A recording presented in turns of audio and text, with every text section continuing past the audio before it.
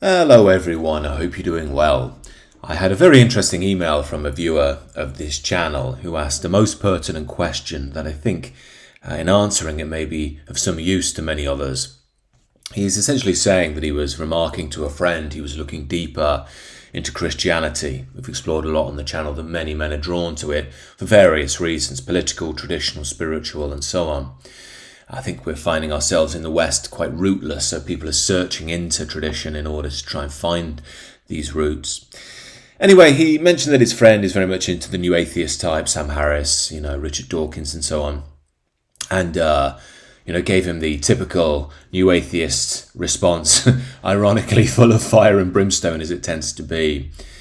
And the point he's making is, he wants to continue this exploration, this journey of searching. But is it right to keep this journey private? And how did I navigate that journey myself? I thought it's a really excellent question. And the first thing to say is, Christianity, if you are exploring that, is not something that you can put into one simple pigeonhole. That's one of the mistakes of the new atheists, actually. Now, they do have various good points, the new atheists, but we should say from the top, very often the Christianity that I'm talking to is different from what you're going to get at your average Methodist church in England or Baptist church in the Deep South. And I'm not making out that I am the be-all and end-all or an authority on the subject. I'm just saying there are many different ways to read into the Christian tradition. It's huge. And there are many different levels of understanding. Mystical levels of understanding, intellectual levels of understanding, cultural levels of understanding. And each of those, as they get more profound, they get more and more esoteric, I find. The mainstream average church is a bit of a victim of its own success, in my eyes. I remember the first time I went into a church after, going on a bit of a journey through the Eastern traditions, Hinduism, Buddhism, realizing I wouldn't say believed in God. I don't want to get all Jordan Peterson about it, but I don't like that phrase, believe in God, because it still implies a sort of blindness, which I don't think is part of the spiritual experience. At least it wasn't part of my experience. But when I went into a church, I was quite shocked at how lame it really was. And these were just churches in London. I was going to evangelical churches, non-denominationals, Anglican churches. And it just seemed to me to be a place where people who had nowhere else to go ended up. There were a few exceptions, but it was almost like a lot of folks there were a bit socially awkward, sheltered, And the experiences I was having were just not being spoken about there at all. And remember, I come from this background of like non-dual Advaita Vedanta, quite deep, heavy spirituality. A lot of trendies are attracted to that, attractive women and, mature spiritual seekers. And a lot of them are musicians as well, so the music is great in those traditions. I used to listen to a guy called Krishna Prasad a lot, big follower of Muji's, very good. And then you go to your average church and they're playing the bloody Coldplay stuff again. I can't bear it. It did not speak to me. And on top of that, it's not that. It's the stuff that comes from the Protestant traditions in America. The stuff that always starts by going, you've probably heard this in pop music. I've been missing you, baby. I've been thinking about you, yeah. I think, oh God, this forced emotion, and they do it on the church like, I've been thinking about the cross. I don't want to be mean to them, they worship in their own way and all that, but it did not speak to me. And so I didn't bother with them really, and of course that probably started my journey on exploring the deeper traditions. And I'd go along to Anglo-Catholic churches, which I very much enjoyed. They seem to have kept more of the tradition, and Catholic, trad Catholic, Latin Mass, very much enjoyed those, and Orthodoxy as well. I was like, okay, now I'm getting to the good stuff, It's not for everyone, but for me it was like, this is what I've been looking for. But the point I'm making is, we can understand why the new atheists make the criticisms they do. I mean, my mother's a big staunch atheist, actually, and if she has one too many sherries at Christmas, she always wants a debate about, Christianity. And obviously I come from a secular background, so I'm new to it all. I've had to find my own way. And, she does this thing that new atheists do, where she'll say, oh, well, I used to be a Christian, so I know all about it, And you think, look, your Sunday school interpretation of Christianity that you picked up as a 12-year-old, in the north, in some random Baptist church, is not the height of Christianity, It's not Thomas Aquinas, it's not Meister Eckhart. She wouldn't even know who they are, In her mind, it's just, I believe in a man on a cloud with a beard and, he's always ordering people around. It's very cliched. And of course, that will be the great criticism of the new atheists anyway. They are very locked in scientism. I've spoken about this on the channel before. They don't really look outside of the scientific. The metaphysical is almost non-existent. It's all fairy stories. We don't need to get into that again. But it means to me, philosophically, apart from Harris, actually, to be fair, but most of them philosophically are just completely unserious, especially Gervais. I mean, he does this whole thing about, his clever line he has about how if science went away tomorrow, in 100 years, the laws would still be the same, but they wouldn't be with religion, which shows he just hasn't read into even the basics. I've said before, Joseph Campbell, comparative mythology. You'll find a lot of the same spiritual motifs throughout the different traditions. Death and rebirth being a big one. Time alone in the desert. These are times of renewal. You'll find these in all the traditions because they speak to the underlying structures of spiritual renewal. But anyway, I'm getting a bit off the point here. Back to the core point. What I'm really saying here is when you're dealing with these new atheists, you have to remember they are like loaded guns that have been set to fire. They hate you, they think you're stupid, and they think that they've got everything worked out. And the first thing to say about it is, let them be right. Just let them be right. It's just not worth it. It really isn't. If, on the off chance, you meet a really thoughtful guy who is open to these discussions and they're not going to be, mad and raving and all that, and they haven't got everything worked out already, then yeah, by all means, have a nice, gentle, quiet conversation. Don't try and convince anybody of anything. But just a quiet conversation, that's all. But if they're very much in that vein, you're learning perhaps the most important lesson of the spiritual journey, and that is, it's lonely. It's lonely even if you're going to a church, because the mainstream church isn't really, in my view, speaking to those great journeys of death and rebirth. You could argue that maybe that's always been a tradition in the spiritual life, that even throughout time, even when Christianity was strong, there were still the outsiders who were doing the real deal stuff. But broadly speaking, you're not going to find it in this day and age. So the first lesson in our spiritual life is it's going to be lonely at times. It's going to be painful at times. And as you said in your mail, should I keep my journey private? I'd broadly say yes. Yes, I would. Unless you meet someone that's open to it and you want to discuss it. But with friends, especially if they've been indoctrinated in lots of these new atheist ideas, there's just no point. I mean, very often they're very much trapped in an ego position. They've decided they're right. There's a lot of pride. And you're challenging their worldview fundamentally. So they're not going to like it. And they're just going to use all the cliches of spaghetti monsters and all this stuff. And they're going to be so uncharitable. You speak about the nature of being, for instance. They really do just shit on it all. And as Christ said, don't cast pearls before swine. A lot of these spiritual realizations are so beautiful and magical. It pains us when someone tramples all over them. It's really hard. Like the sort of Christian apologetics are fine, that's philosophical debate. But when it's that really holy center, I prefer just to leave it alone from the new atheists, because Christ is just too holy. Please don't start trampling on it, because you don't know what you're talking about, and it's just too precious and beautiful. Now, the other thing to say, though, is, you kind of have to give the devil his due, in a sense, in that, much of the criticisms the new atheists make of Christianity are true, I would say, and in a broader epochal view, we could say, maybe even new atheism is cleansing the church in some sense, removing a lot of the stupid, limited stories that don't make any sense. Maybe it's also making us think about it more seriously and why it matters in a deeper context. But also, to be blunt, like I say, you go to a mainstream church, they are silly a lot of the time. They don't speak to me. I mean, like I say, trad Catholic, fine. Orthodox, fine. Anglo-Catholic, fine. But a lot of the mainstream stuff, it's just not me. And I dare say it's not many young men, because they're going there looking for challenge, for death, for rebirth, for the big stories, for their soul to be engaged.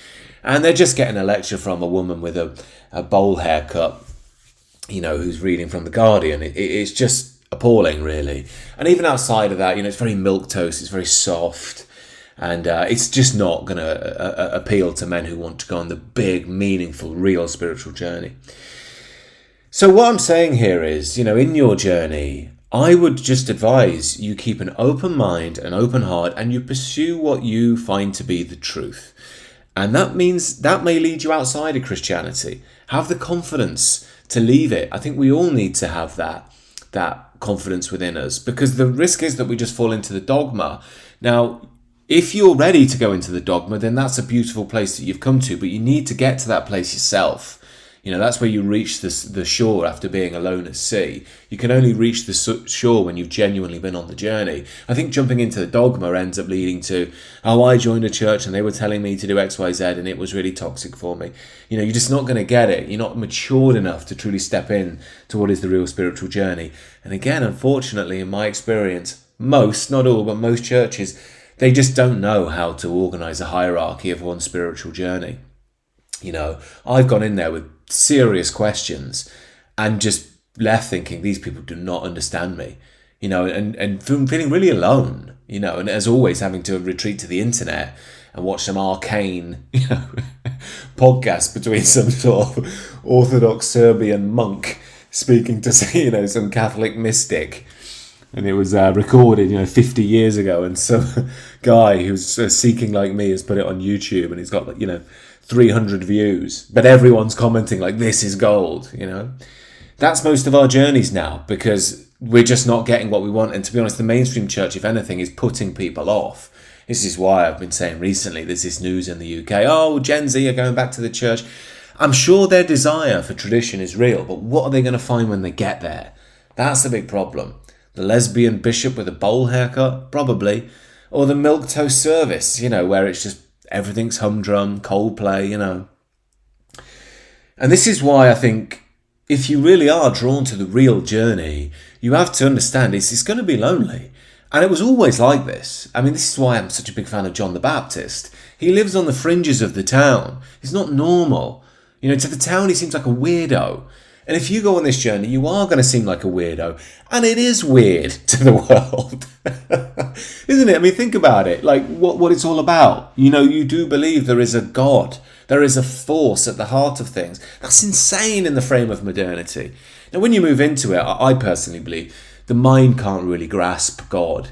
It thinks it can, but it can't. You can only experience God through his love, which pierces into your heart. And you have one of those moments of realization, which for me have been easily the most impactful and special moments of my life, even if they've only lasted a few seconds. Tears can come almost immediately at just the depth of love that you have for God, but also God has for you. It's almost the love meeting the love, and it's all one force. And it's beyond, again, what the mind can understand, but it's a truly beautiful thing. But it comes with inquiry and contemplation and stillness and reading and spiritual work and ridding yourself of the anger and the pain and all the stuff within, and understanding Christianity through the different contexts that we're just not taught in this day and age. It's just seen as an ideology amongst other ideologies, but only an ideology with silly fantastical beliefs on top of it. Yeah, maybe it's got some good conservative morals in there that we could use as a society, but it's all a load of nonsense, really. That's the general line. But to say it's not nonsense it's a big claim. It's a big, big claim. And again, what parts you do and don't think are nonsense are up to you. I don't want to police that. Of course, it's not my role to. But some people, they view it symbolically, some literally. The way I've come to understand it is that it's just a higher order truth. In fact, it probably understood, it works on different levels of truth. Sometimes it's literal, sometimes it's higher order, and sometimes it's unfathomable in its depth. But the real key thing, if we are in the spiritual journey, if we are drawn to exploring Christianity properly, is the actual experience. In my mind, that's only come for me, and I've only seen it work with others, when they seek the truth. Don't worry about what the Bible says or doesn't say. Just seek the truth first. And when I say seek the truth, part of that is what we mean by the modern conceptualization, thinking with the mind, science and the rest of it. You can do that. But when I say seek the truth, what I'm speaking to more is where's the wisdom that guides your life? Look for that. That's what really blew the doors off my doubt. It was like, well, whatever else, this works. I don't know why, but it just works. When I started reading the Gospels, And Jesus was talking about it's better to have part of your body thrown into hell than the whole of you. When I was dealing with my challenges with the temptations of the world, women and booze and the rest of it, that really made sense. I was like, I totally get what he's saying. On a level that's beyond the intellect. I really understand that practically. And the same when Jesus, I love this parable, but Jesus goes into these caves. This mad guy, I think he's called Legion. And he's called Legion because he's full of all these demons, a legion of demons inside of him. Everyone's scared of him. He's banging, screaming. Imagine it in these deep caverns, the echoes of the screams. All the townspeople are terrified of the guy. And Jesus just walks in, walks into this labyrinth and sorts them out, Well, again, immediately I could just see that as a metaphor for Christ just going deeply into the dark sin of man. All of the cavernous evil that can be at the root of our minds. In the root of our hearts, the envy, the jealousy, the fear, the desire for power, the madness. And Christ courses right in. And for me, that was something that immediately spoke to my actual spiritual experience of being still with God. Stopping trying to tell God what he is and just say, I don't understand God. I don't know. But I'll hold my hands open, I'll hold my arms open and just lie on the floor. It's a classic spiritual pose. But the point is that it's that willingness to almost die to your own pride and what you think you know. And do you think that the new atheists are going to be sympathetic to that? Can you imagine Richard Dawkins? Oh, am I? Lying on the floor. You'll be lying on the floor for the spaghetti monster next, And fair enough, if that's the way he thinks, if it's what makes him happy, fine. The point is, let's open ourselves totally and let the truth guide us. And in my experience, it's always come when it's aligned with our life challenges, That's where the beauty is. That's where the true guidance is. I'm sure there are people that can find it in the mind, and maybe their mind is quiet enough to find it. Mine's certainly not. I'm a bit more of an idiot. I need to run into the oak door, bang my head, and then be like, oh, I messed up again, Lord. And he's like, yeah, it's because you keep going off the narrow way. And I'm like, yeah, I guess I do. Then it brings me back home. I was thinking the other day, the forgiveness that God has for us is unreal. It's unreal. He is always there. Our minds, our bodies are always being healed in real time. And we're so ungrateful. We're always complaining about the world, Oh, it's not fair. Oh, I banged my knee. And you think, God, the beauty of everything else, though, it's just constantly, that's resplendent, infinite, But we're fallen creatures. We're lost in sin. But my point is, in all of this is a powerful journey, and it's always going to separate from you, from the world. It may even separate you from the church.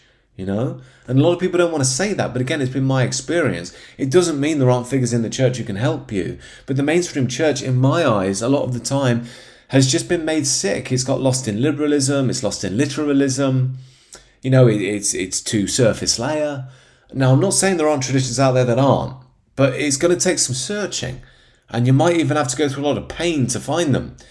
But God doesn't promise us a simple life where everything's just dead easy. He promises us challenge. But as we work through that challenge, we realise that we have to go through it because we're so far from him. He's always calling for his children to come back home. He always has his arms open in pure love. Of course, I'm speaking metaphorically because the true nature of God is the simple oneness of being itself.